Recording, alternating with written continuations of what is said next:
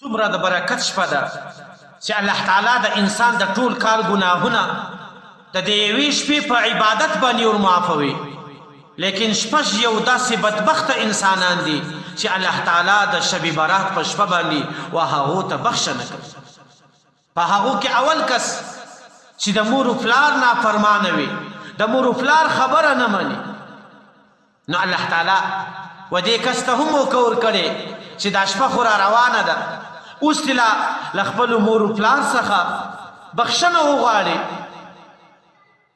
او له داسې بابرکت شپې څخه به ځان برخمن کړي.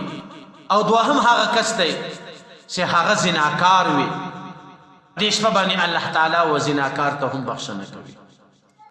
او دریم هغه کس دی چې هغه عادي د شرابو وي، شراب همیشه شي.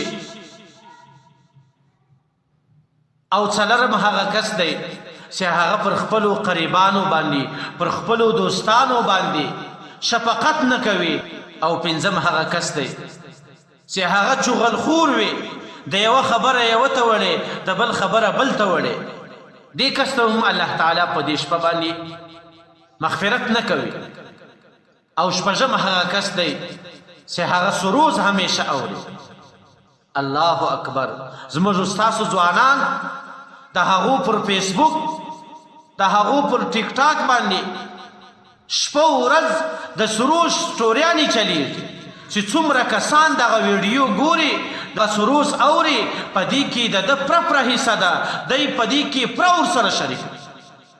نو الله تعالی دې موږ تاسو ته د دې عظیم شپې د عبادت کولو توفیق را نصیب